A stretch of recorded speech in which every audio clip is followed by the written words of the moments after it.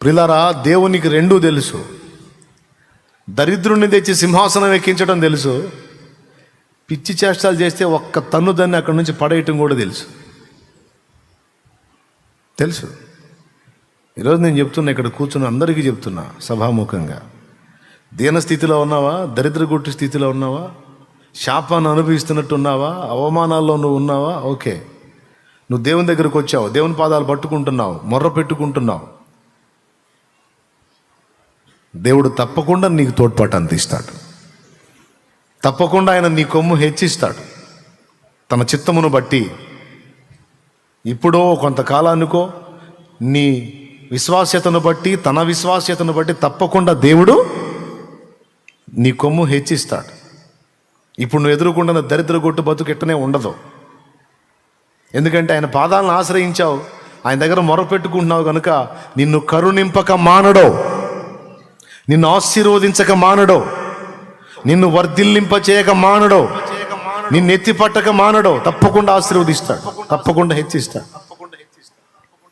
అయితే ఈ శ్రమల కాలంలో, శ్రమల కొలిమిలో ఉన్నప్పుడు నువ్వు ఎదుర్కొనే శోధనలన్నీ ఒక ఎత్తు, శ్రమ తీరిన తర్వాత ప్రశాంతతలోకి వచ్చి, సమృద్ధిలోకి వచ్చి, ఆశీర్వాదంలోకి వచ్చిన తర్వాత నువ్వు ఎదుర్కొనే శోధనే పెద్ద శోధన. శ్రమలో, బాధలో, వేదనలో, ఇరుకులో, ఇబ్బందుల్లో ఉన్నప్పుడు నీకు వచ్చే శోధనలన్నీ నిన్ను దేవునికి ఇంకా దగ్గరికి తీసుకెళ్తాయి. ఈ వేదనలన్నీ తొలగిపోయి ప్రశాంతత వచ్చింది చూడు, నీకు ఏ నొప్పి లేకుండా, ఏ ఇబ్బంది లేకుండా హాయిగా జీవితం తొలిపోతూ ఉంటుంది చూడు, అప్పుడు నీకు డేంజర్. అదే నిజంగా నీకు, నాకు, మనందరికీ శోధన గడియ, శోధన కాలం. ఎందుకంటే శ్రమ మనల్ని దేవునికి దగ్గర చేస్తే, ప్రశాంతత, సుఖం మనల్ని దేవునికి దూరం చేసి లోకానికి దగ్గర చేస్తాయి. అర్థమైందా? దేనికి దగ్గర చేస్తాయి? ఇప్పుడు ఏ నొప్పి లేదు, ఏ బాధ లేదు. శ్రమలో ఉన్నప్పుడు మన ప్రార్థనా జీవితం కానీ, పరిశుద్ధ జీవితం కానీ, దేవుని భయం కానీ, మోకాళ్ళ అనుభవం కానీ, దేవుని సన్నిధికి కాచుకోవటం కానీ, రాత్రి మగళ్ళు గోజాడటం కానీ, శ్రమలో ఉన్నప్పుడు సమృద్ధిగా ఉంటాయి ఇవి. శ్రమ తీరిన తర్వాత చూడు, ఒకసారి ఒక జోక్ చెప్తాను, గుర్తొచ్చింది నాకు. దైవజనుడి దగ్గరికి, నాకు తెలిసిన పెద్ద ఆయన ఒక ఆయన ఉన్నాడులే, ఆయన దగ్గరికి ఒక గుండోడు వచ్చాడంట. గుండోడు అంటే జుట్టు ఉంది, గుండు కొట్టించుకొని వచ్చాడు. గుండు కొట్టించుకొని వస్తే, ఎవరు బాబు ఏందంటే, అన్నా నీతోనే ఉండాలనుకుంటున్నానన్నా, జీవితంలో ఎంత చేసినా ఏం చేసినా అంతా మాయే కదన్నా, కొంతసేపు కనపడి అంతలో మాయమైపోయి ఆవిర్లాంటి బతుకులే కదన్నా మన బతుకులు, కాబట్టి ఇక నా జీవితం దేవునికి అంకితం చేద్దాం అనుకుంటున్నాను అన్న, ఇక నువ్వు ఎటు పోతే అటు రావాలనుకుంటున్నాను, నీకు పొద్దుగూకులు ఇక దేవుడి సేవే చేయాలనుకుంటున్నాను అన్న అన్నాడు. అంటే ఆయన అన్నాడు, నిజంగానే ఈ మాటలన్నీ అంటున్నావు అంటే, నిజంగానే అంటున్నాను అన్న. సరే ఉండు, నాకు ఉన్నదే నీకు కూడా పెడతాను, తిని సేవ చేద్దాం, సరే నువ్వు ఆశించావు కదా అంతే చేద్దామని. పాప ఆయన ఇటు పోతట్టు తీసుకెళ్ళేవాడంట. ఇవి పోయాడు, ఎక్కడన్నా సేవ చేసి అలిసిపోయి ఒక పూట పండుకున్నాడు అనుకో, వస్తాడంట, అన్నా నవ్వు ఎందుకు పండుకున్నా? దైవజనుడు పండుకోవచ్చా? దైవజనుడు పండుకుంటే ఆత్మల సంగతి ఏందన్నా? నశించిపోతున్న ఆత్మల సంగతి ఏంది? మనం పండుకోవచ్చా? పని చేయకుండా భోజనం చేయొచ్చా? లే పోదాంలే అని లేపేవాడంట. మరి దైవజనుడికి అవమానం కదా. ఇదేంద్రా, విశ్వాసం వచ్చి నాకు చెబుతున్నాడు, విశ్వాసి నిద్రమొహం వేసుకొని నిద్రపోతుంటే నేను లేపాలి, విశ్వాసి ఏం చేస్తుంటే నిద్రమొహం వేసుకొని నిద్రపోతుంటే విశ్వాసి నేనేం చేయాలి? స్తోత్రం చెప్పండి మీరు. నేను నిద్ర లేపాలి.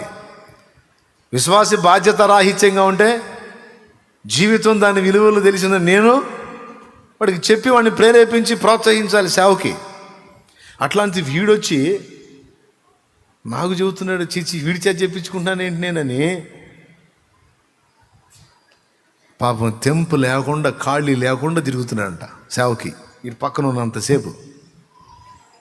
ఎందుకంటే మళ్ళీ వీడి పక్కన ఉన్నప్పుడు ఆయన ఒక దగ్గర ఉండి ఒక పూట రెస్ట్ తీసుకున్నట్టు వీడు చెబుతాడు మళ్ళీ వచ్చి, అన్నో ఏంది నువ్వు ఖాళీగా ఉన్నావు అంటాడుగా. వీడి చేత నేను ఈ మాట ఎందుకు అనిపించుకోవాల్సి అని ఆయన పాపం రాత్రింబగళ్ళు తెంపు లేకుండా పొద్దున ఒక కోటం, సాయంత్రం ఒక కోటం, మధ్యాహ్నం ఒక కోటం నడు తిరిగాడంట వీడి దెబ్బకి. స్తోత్రం చెప్పండి. పక్కన వాళ్ళు ఒకసారి చూడండి, చేతులు కలపండి, బాగున్నారా అని. కరోనా భయం వెళ్ళలేదుగా. వీడి దెబ్బకి రెస్ట్ లేకుండా తిరుగుతున్నాడు ఆయన.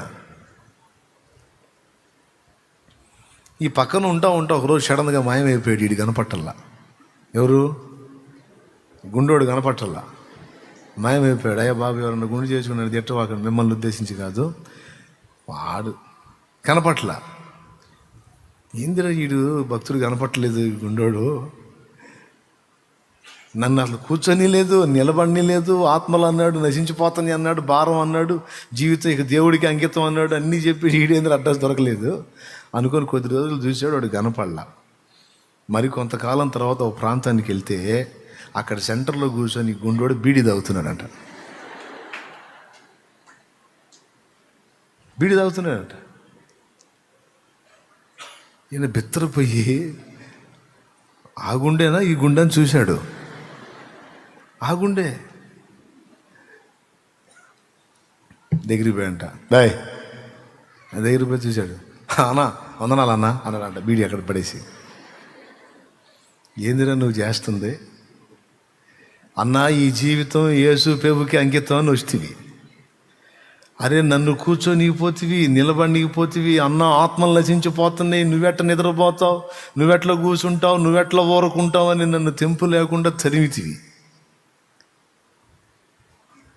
ఒక దగ్గర ఉన్నిచ్చావంటారు నన్ను, ఒక ఊర్లో ఒక చోట నిద్ర చేయనిచ్చావా నన్ను? ఏందిరా నువ్వు చేస్తుంది అన్నాడంట. అదే అప్పుడు ఒక వ్యవహారం మీద వచ్చాలి అన్నా అన్నాడంట. ఒక వ్యవహారం మీద వచ్చాలి అన్నా అన్నాడంట. ఏందిరా వ్యవహారం అన్నాడు. అప్పుడు మన మీద కేసు పడిందిలే అన్నా. ఏంటిది? కేసు పడింది మన మీద. గుండె ఎందుకు అనుకున్నావు? ఎవడు గుర్తుపట్టకుండా. నీ దగ్గరికి ఎందుకు వచ్చాను అనుకున్నావు? ఇంకెక్కడున్నా నన్ను పట్టుకుంటారు పోలీసు వాళ్ళు. నేనుండే తావులన్నీ తెలుసు, నేనేందో కూడా అందరికీ తెలుసు. కాబట్టి ఎవడు నాకు ఆశ్రయం వీడు, నేను ఉండే చోట్ల పోలీసు వాళ్ళకి తెలుసు కాబట్టి వస్తారు. ఇక నన్ను ఎరగనోడివి నువ్వే. నేను నీ దగ్గర ఉంటే పోలీసు వాళ్ళు కూడా పట్టుకుంది. రహస్యమైన స్థలం ఇదే కాబట్టి నీ దగ్గరికి వచ్చా, నమ్మబలికా. పాపం నువ్వు కూడా నమ్మావు. అది సరేనా, మరి నన్నెందుకు మరి అన్ని మాటలు దేవుని వాక్యంలోని మాటలు మాట్లాడి నన్ను కూర్చొని కూడా నిలబెట్టుకొని తడినావు ఎందుకురా అంటే, ఒక దగ్గరే ఉంటే ఏమో ఆడ కూడా పోలీసు వాళ్ళు వస్తారేమో అనుమానంతో నేను ఒక దగ్గర ఉండకూడదు కదన్నా, అందుకని నిన్ను కూడా తరిమాను. వారిద్దరు మరి కూడా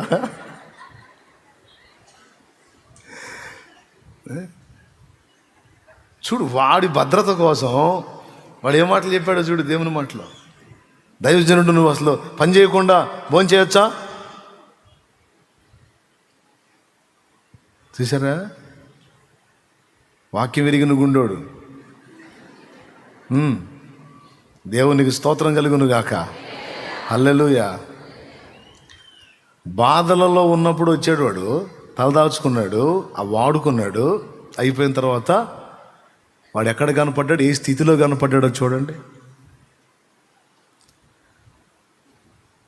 కొంతమంది భక్తి ఇలానే ఉంటుంది. శ్రమగా ఉన్నప్పుడు, సమస్యగా ఉన్నప్పుడు, ఇరుకుగా ఉన్నప్పుడు, ఇబ్బందిగా ఉన్నప్పుడు, వేదనలో ఉన్నప్పుడు, రోదంలో ఉన్నప్పుడు దేవునికి సమీపంగా వస్తారు. అన్ని విషయాల్లో దేవునికి విధేయత చూపుతారు. మనుషులతో మనుషుల నాటకాలు కాదు, దేవునితో పెద్ద పెద్ద నాటకాలు జరుగుతాయి. తెలుసా మీకు? మనుషులతో మనుషుల నాటకాలు ఆడితేనన్నా మనుషులు అడుగుతారు. అప్పుడు అగసాట్లో ఉన్నప్పుడు తీయగా వచ్చావుగా నా దగ్గర అన్ని దోచుకొని పోవటానికి. బుద్ధి లేదా అని అడుగుతారు కదా. మనుషుల దగ్గర జరిగే నాటకాల కంటే కూడా దేవుని దగ్గర ఇంకా పెద్ద పెద్ద నాటకాలు జరుగుతాయి. దేవుడు అడగడు కదా, ఏమ్మా ఆ రోజు వచ్చావు, ఎన్ని మాటలు చెప్పావు, ఈ జీవితం పెరుగుకి అంకితం అని పెద్ద పెద్ద మాటలు మాట్లాడావు. ఎరా అబ్బాయి, ఈ జీవితం నీకు ఏమైపోయినా ఇక ఆయనే ఎగిరి చెప్పావు. ఏందిరా మరి ఇప్పుడు నీ వ్యవహారం ఏందిరా అనగా మనుషులైతే అంటారు. యేసయ్య అండగా, అందుకే యేసయ్య దగ్గర పెద్ద పెద్ద నాటకాలు జరుగుతాయి అని చెప్పా. శ్రమ దినమున దేవుని పాదాలను ఆశ్రయించి సమీపంగా ఉండి అన్ని విషయాలకు విధేయత చూపి శ్రమ తీరిన తరువాత భ్రష్టులైపోతున్న వారిని, పోయిన వారిని ఎంతోమందిని నేను చూశాను. భయం నాకు. అందుకే దావీదు కీర్తనలోనే అన్నాడు, నీ కట్టడలను నేను గైకొనున్నట్లు శ్రమ నొంది ఉండుట నాకు మేలాయను అంటాడు. నీ ఆజ్ఞలను నేను గైకొని ఉండునట్లు శ్రమ అనేది నా కలగటం నాకు మేలయ్యా అన్నాడు. శ్రమ కలుగక మునుపు నేను త్రోవ విడిచి తిని. చూడు 119వ కీర్తన ఒక్కసారి చూడండి. శ్రమ కలుగక మునుపు నేను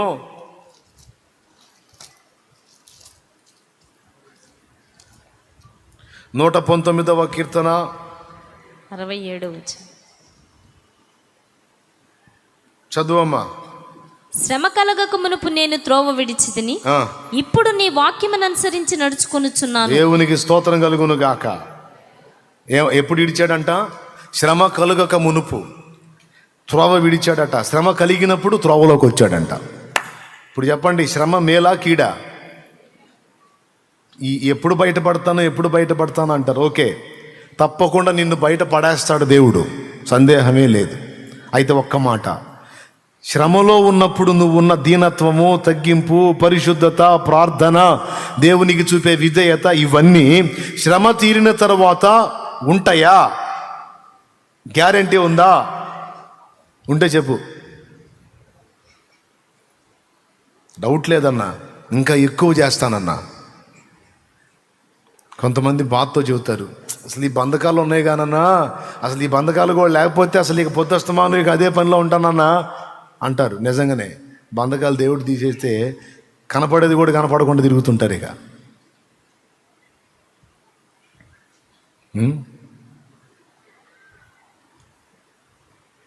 ఆయన ఆశీర్వదించక మానడం. ఏ కొంచెం నమ్మకంగా ఉన్నా ఆ నమ్మకాన్ని బట్టి బ్లెస్ చేయక మానడం. ఏ కొంచెం ఆయన్ని గణపరిచినా ఆయనకు బలహీనత ఉంది. ఆయన్ని గణపరిచారంటే వాళ్ళని గణపరచకుండా నిద్రపోడు. స్తోత్రం.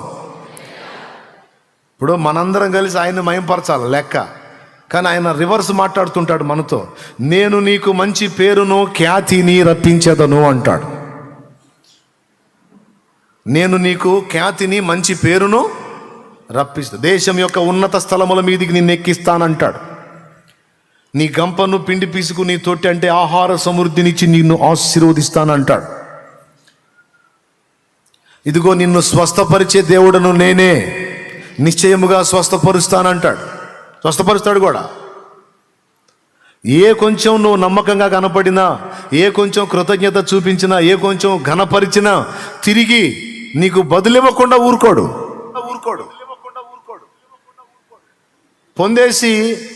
పొందేసి అలా వదిలేసేవాడు కాదు ఆయన. అది వచ్చింది సమస్య. సౌలు నమ్మకంగా ఉన్నాడు, రాజును చేయకుండా ఉండలేకపోయాడు. దావీదు నమ్మకంగా ఉన్నాడు, రాజును చేయకుండా ఉండలేకపోయాడు. ఏమర్థమైంది ఇప్పుడు మీకు? దేవునికి నమ్మకంగా ఉన్నట్లయితే ఇప్పుడు కాకపోతే ఇంకా 10 రోజులకైనా సరే ఖచ్చితంగా ఆశీర్వదించి తీరుతాడు. అంతే, కన్ఫామ్గా జరిగింది. ఇందులో పక్షపాతం ఏమి లేదు. మళ్ళా తన ఎడల భయభక్తులు నిలిపి, తనకు విధేయత చూపి, తనను ప్రేమించే వారందరినీ కూడా ఆయన ఆస్తికర్తలుగా చేస్తాడు నిశ్చయంగా. అబ్రహామును అన్ని విషయాల్లో ఆశీర్వదించను అని ఉంది. అన్ని విషయాలంటే స్పిరిచువల్గాను, సంతానపరంగాను, భౌతికంగా కూడా. ఉండటానికి, తినటానికి సమృద్ధినిచ్చాడు, దాసదాసి జనాంగం ఇచ్చాడు, ఇంట పుట్టి అలవర్చబడిన వాళ్ళే 318 మంది యోధులు ఉన్నారు. అంటే ఒక మినీ సైన్యాన్ని రన్ చేస్తున్నాడు ఆయన. ఒక రాజుకు తగినంత ఐశ్వర్యవంతునిగా హేతుకుమారులు ఏం మాట్లాడారు? మా మధ్యన నీవు మహారాజువై ఉన్నావు అన్నారు అబ్రహాముని. బాయ్, నేనంతా ఆత్మ సంబంధంగా దీవించేవాడినే కానీ ఇగో శరీర సంబంధంగా నేనేం చేయను అనలా. ఆత్మ సంబంధంగా దీవించాడు, శరీర సంబంధంగా కావలసినవి కూడా ఇచ్చాడా? ఇలేదా? ఖచ్చితంగా ఇస్తాడు. మళ్ళీ చెప్తున్నా, అందరికీ ఒక్కసారి చెప్తున్నా, సోదరి సోదరులారా, లైవ్లో ఉన్న వాళ్ళకి కూడా చెప్తున్నా, నువ్వు ఎన్ని రకాల ఇరకాటాల్లో, ఎంత ప్రెజర్లో, ఎంత ఒత్తిడిలో, ఎంత వేదనలో ఉన్నావు, వాటన్నిటి నుంచి నిశ్చయముగా దేవుడు విడిపిస్తాడు. నిన్ను ఆశీర్వదించేది ఖాయం. నీ తలనెత్తేది ఖాయం. ఈరోజు నీకే లేక పుట్టుకు లాటరీ కొడుతున్న స్థితిలో నువ్వు ఉండొచ్చు. నీ చేత 10 మందికి హెల్ప్ చేపిస్తాడు ఆయన. నువ్వు 10 మందికి పెట్టగలిగే స్తోమత నీ చేతికి ఇస్తాడు ఆయన. ఈరోజు నీకే వస్త్రం లేదు సరిగా, నువ్వు 10 మందికి బట్టలు ఇవ్వగలిగే కెపాసిటీ, ఆ సమృద్ధి నీకు ఇస్తాడు ఆయన. ఈరోజు నిన్నే ఆదరించే వాళ్ళారు, అనేకులు నిన్ను ఆదరించినట్లు నీవు అనేకులను ఆదరించినట్లు ఆయన చెయ్యగలడు. ఆయనకి సాధ్యం కాదా ఏంది? చేత కాదు దేవుడికి నిన్ను లేవనెత్తటం. అయితే ఇప్పుడున్నట్లే శ్రమకాలంలో నీవు ఉన్నట్లే నెమ్మది కాలంలో ఉండగలవా? ఆ మైండ్ నీకుందా అనేది ఇక్కడ ప్రశ్న. ఆయన వెతుక్కుంటాడని తెలుసా మీకు? బ్లెస్ చేసి, ఆశీర్వదించి, బాగు చేసి టెస్ట్ చేసుకుంటాడు. బ్రదరు, ఈ బాగుపడ్డాడు కదా, అంతకుముందు దీనంగా మొరపెట్టాడు కదా, ఇప్పుడు లైన్లోకి వచ్చాడు కదా, ఎట్టున్నాడని కనిపెడతాడు. అట్ట ఎందుకు కనిపెడతాడులే అనవాకండి, ఖచ్చితంగా కనిపెడతాడు. అంతకు ముందున్నట్టే ఉన్నాడా, లేకపోతే ఏమైనా తేడాలు వచ్చినాయా అని ఖచ్చితంగా చూసుకుంటాడు. ముగ్గురు చూపిస్తాం మీకు బైబిల్లో, ముగ్గురిని. సింపుల్. యోహాను సువార్త 9లో ఒకడు కనపడతాడు, యోహాను సువార్త 5లో ఇంకొకడు కనపడతాడు, మత్తయి సువార్తలోనూ లూకా సువార్తలోనూ ఒకడు కనపడతాడు. స్తోత్రం. యోహాను 9లోనేమో పుట్టినది మొదలుకొని గుడ్డివాడైన మనుషుణ్ణి ప్రభువు స్వస్థపరిచి తర్వాత వాడు ఏం చేస్తున్నాడో, వాడు ఎలా ఉన్నాడో మళ్ళీ వాడిని వెతుక్కుంటా పోతాడు. యోహాను సువార్త 9లో పుట్టినది మొదలుకొని గుడ్డివాడండి, ఉమ్ము ఊసి బురద చేసి ఆ బురదను వాడి కళ్ళకి రాసి సిలోయమను కోనేట్లోకి వెళ్ళి కళ్ళు కడుక్కో చూపు పొందుతామని పంపిస్తాడు. చూపు వచ్చింది. చూపు వచ్చినందుకు గాను ఊరోళ్ళు మనోడిని నిలబెట్టి పంచాయతీ పెడతారు. పంచాయతీ ఎందుకంటే చూపు వచ్చినందుకు కాదు, ఆ చూపు యేసు ప్రభు ఇచ్చాడు అన్నందుకు. పంచాయతీ మీటింగ్ పెడతారు. పెట్టంటారు, ఆయన ఏదో ఉమ్మూసాడు, బురద చేశాడు, ఆ బురద కళ్ళకి రాశాడు, నాకు చూపు వచ్చిందని అన్నీ చెప్పవాకు. దేవుడు నన్ను స్వస్థపరిచాడని చెప్పు, దేవుణ్ణి మయంపరచు, యేసును కాదు. యేసును గురించి నువ్వు సాక్ష్యం ఇవ్వద్దు అంటారు ఆ ఊర్లో వాళ్ళు. అయ్యా దేవుడే, బాగు చేసినోడు దేవుడే, ఇదిగో నన్ను ముట్టినవాడు యేసు దేవుడే, ప్రభువే. దైవశక్తి ఆయనలో లేకుండా ఆయన ఉమ్మికి గుడ్డివాడి కళ్ళు తెరవగలిగే శక్తి ఎక్కడి నుంచి వచ్చింది? కాబట్టి ఆయన దేవుడే, ప్రభువే, నా కళ్ళు ఇచ్చినటువంటి సృష్టికర్తే అని వీడంటే తలా ఒక మాటని వాడిని నానా బీభత్సం చేసి చివరికి ఊళ్ళో నుంచి వెలేస్తారు. మేలు పొంది నాకు సాక్షిగా ఉన్నాడా, లేకపోతే మేలు పొంది ఎంత చెడ్డ ఊరు కావాలే, మనోళ్ళు కావాలే అని నాకు హ్యాండ్ ఇచ్చి వాళ్ళని సెట్ చేసుకున్నాడా?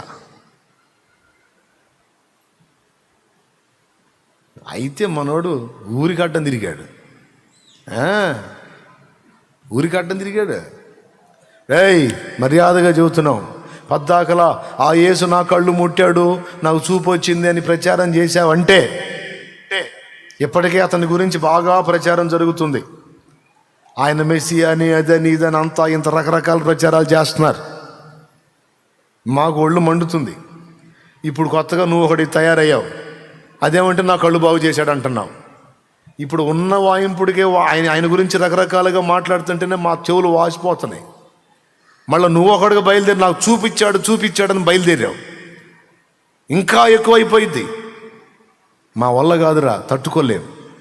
కాబట్టి యేసు కావాలా, మేం కావాలా? యేసు కావాలా, ఊరు కావాలా? చెప్పు. నాకు యేసే కావాలా.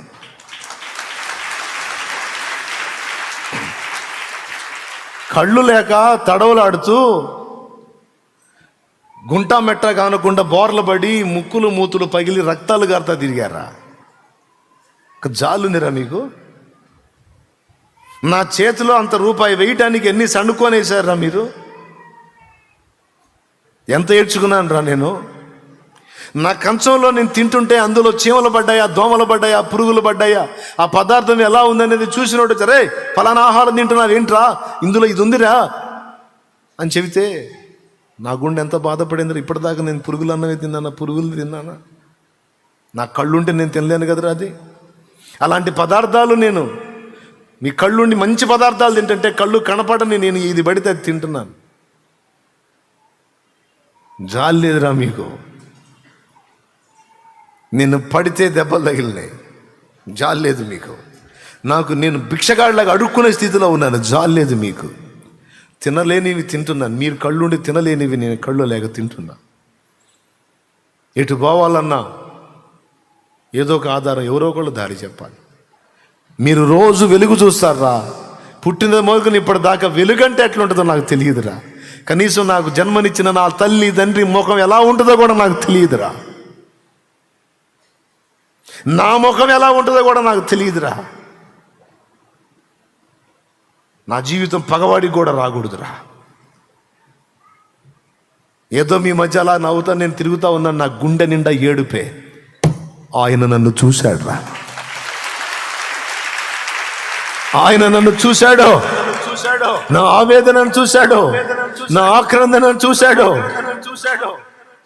ఆయన శిష్యులు ఇది వీడు పాపం చేశాడు, వీడు పాపం చేశాడంటే ఈ పనికిమాలిన ప్రశ్నలు కాదని నన్ను పిలిచి నాకు కళ్ళు ఇచ్చాడు ఆయన.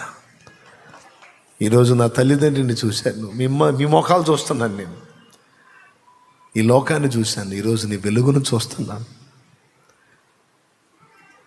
కాబట్టి నా మేలును ఆశించకుండా నా కీడును కోరిన మీకంటే మీ ఊరోణ్ణి, మీకు చెందినోడిని, మీకు బంధువుణ్ణి, మీకు అన్నిటికీ కావలసినోడిని నేను.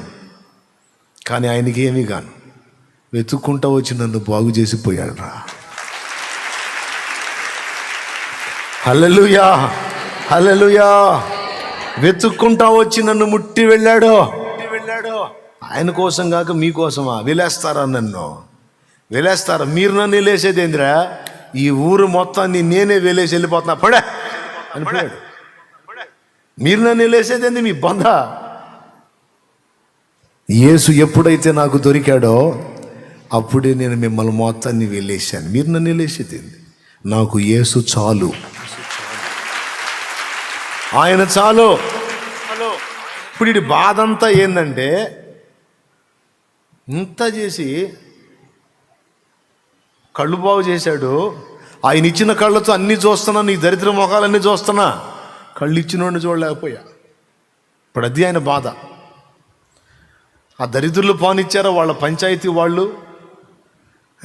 అరే నన్ను ఒక్కసారి ఆయన చూడండిరా, ఆయన వెళ్ళిపోతాడ్రా, ఒక్కసారి చూడండిరా అంటే వీళ్ళ పంచాయతీ. దరిద్రులని బాధపడతా నిట్టూర్పులు విడుస్తూ ఊరు బయట కూర్చుంటే ఆయనకి మరుగై ఉంటుందా? ఎరగడు. ఇన్ని ఎరిగినోడు అది ఎరగడు. ఇదిగో వెతుక్కుంటూ ఆయన దగ్గరకు వచ్చాడు, వాని దగ్గరకు వచ్చాడు. నీకు చూపించిన వాడిని నువ్వు ఎరుగుదువా అని అడుగుతాడు. ప్రభువా ఆయన ఎవరో నాకు తెలిస్తే వెళ్ళి సాష్టాంగ పడుతుంది కదా. ఎక్కడ చూడనిచ్చారయ్యా దరిద్రులు? బాగుపడ్డాను, పంచాయతీ పెట్టారు. లైన్లోకి వచ్చాను, పంచాయతీ పెట్టారు. ఇప్పుడు నా కళ్ళు వచ్చిన ఆనందం కూడా లేదు. ఎందుకు లేదు? కళ్ళు ఇచ్చినోడిని చూడలేకపోయా కదా. నీ ఎదుట నిలిచిన వాడు ఆయనే అన్నాడు. నీ ఎదుట నిలిచిన వాడు ఆయనే. నీకెవరు చూపించారో ఆయనే ఇప్పుడు నీ ముందు నిలబడ్డాడంటే ఆ మాంసం వెళ్ళి ఆయన పాదాల మీద పడి ఏడుస్తాడు. చూసారా, వెతుక్కున్నాడు. బాగుపడ్డాడు, ఊళ్ళో కలిసిపోయాడా? నా కోసం ప్రత్యేకించబడ్డాడా? బాగుపడ్డాడు, ఊళ్ళో కలిశాడా? నా కోసం ధీటుగా నిలబడ్డాడా? వీడి కృతజ్ఞత ఎంత అని చూశాడు. వాడు 100కు 100 మార్కులు తెచ్చుకున్నాడు, పాస్ అయ్యాడు.